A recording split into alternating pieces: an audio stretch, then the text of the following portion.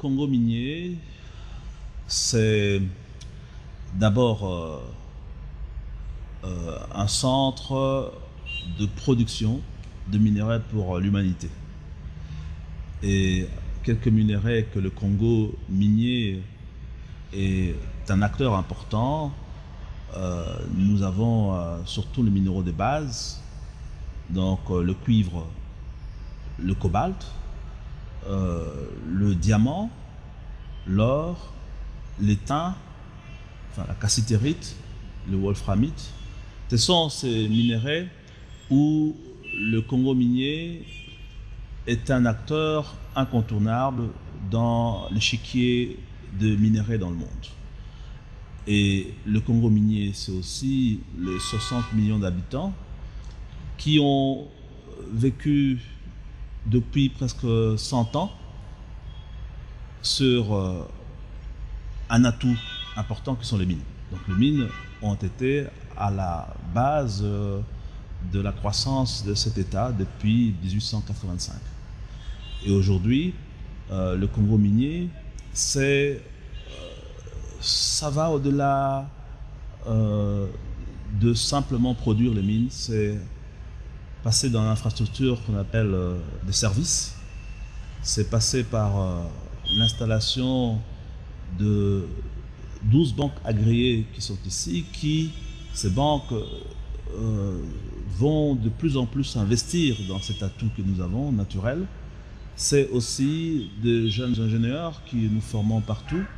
C'est aussi des analystes qui vont donner une impulsion dans le monde pour lesquels nous devons servir à fournir ces minéraux, et aussi les artistes. N'oublions pas que le mangeur de cuivre, c'est d'abord un truc artistique, avant que le cuivre devienne dans l'esprit de tout le monde comme un métal de développement. Le Congo minier, c'est aussi un facteur important dans le monde, parce que vous devez savoir que 37% de tout le cuivre produit dans le monde, 37% de ce cuivre est consacré à la construction. Et 26% de cuivre produit dans le monde est consacré à l'électronique, donc à l'avancement de la technologie de l'humanité. Nous regrettons énormément la situation catastrophique, surtout au point de vue humanitaire, qui s'est produit à l'Est. Nous devons voir que c'est la suite d'un ensemble d'actions que notre État a pris depuis que nous existons comme État.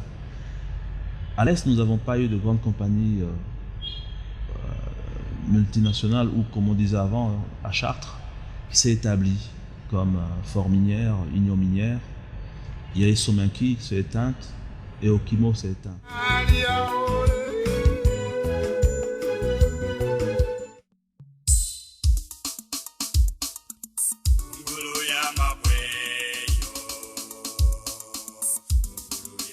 Il faudrait d'abord avoir la volonté et savoir investir, parce que heureusement pour moi, j'étais d'abord opérateur économique avant de devenir gouverneur, et j'avais dit que j'allais diriger le Katanga comme une entreprise, et je sais où est-ce que je veux mettre le sou.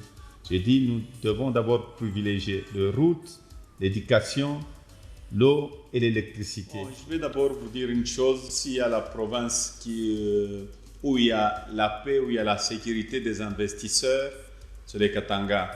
Dans notre province, je peux vous citer de grandes sociétés, de grands groupes.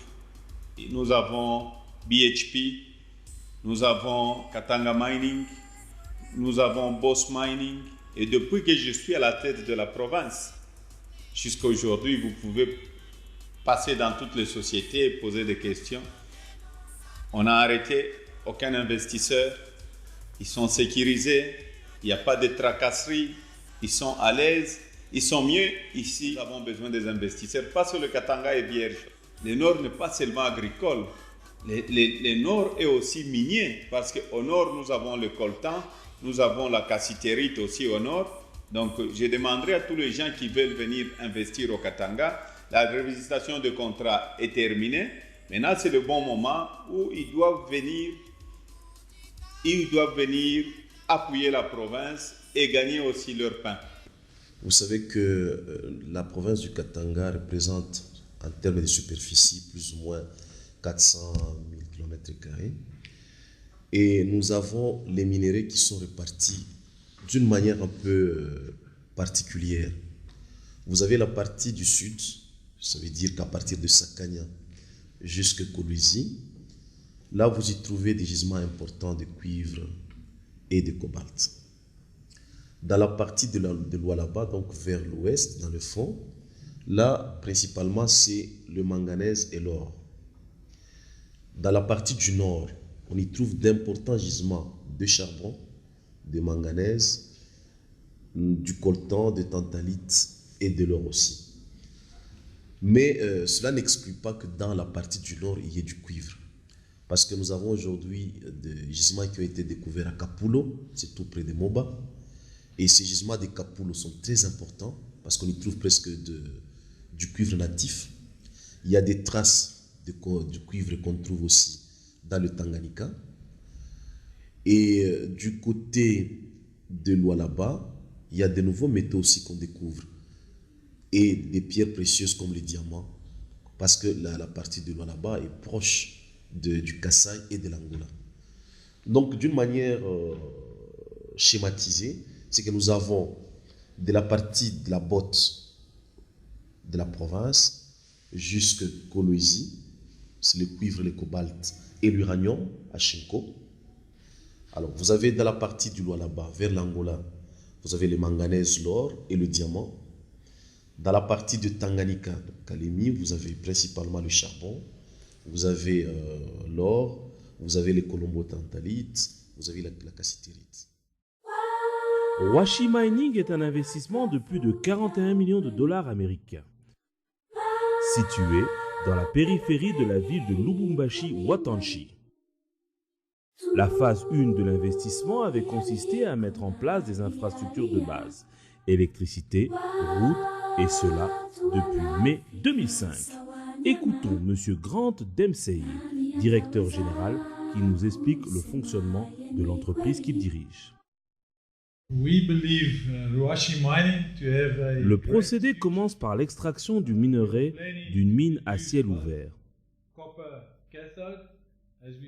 Nous sortons le minerai oxydé qui contient du cuivre et du cobalt. De là, nous transportons le produit vers le concasseur à mâchoire à travers une série de broyages humides, broyages primaires et secondaires. Il faut préciser que nous sortons du cuivre grade A de 99,99%. Et nous sommes la première usine qui sort du cuivre après extraction par solvant. Notre avenir, nous y croyons fermement. La seconde phase sera de fabriquer le cobalt sous forme de sel hydroxyde que nous allons pouvoir vendre.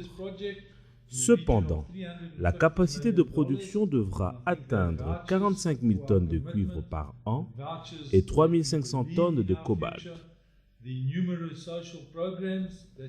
Nous croyons en l'avenir de ce pays. Nous croyons aussi au développement de cette entreprise et nous sommes convaincus que nous allons contribuer au développement de ce pays par un travail productif. In the development and the future of the Democratic Republic of the Congo.